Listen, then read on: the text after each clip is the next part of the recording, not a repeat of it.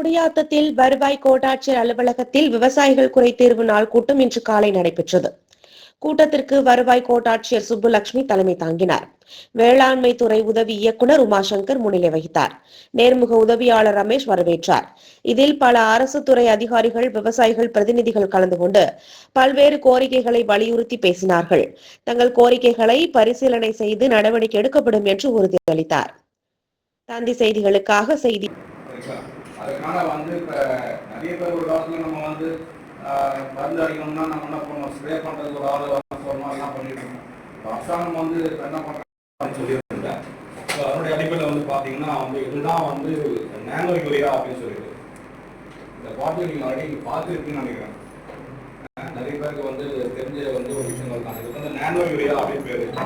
இந்த ஒரு பாட்டில் 500 மில்லி லிட்டர்னு சொல்லுவோம். 500 மில்லி. இந்த பாட்டிலும் நம்ம வாங்கக்கூடிய யூரியா ஒரு மூட்டையும்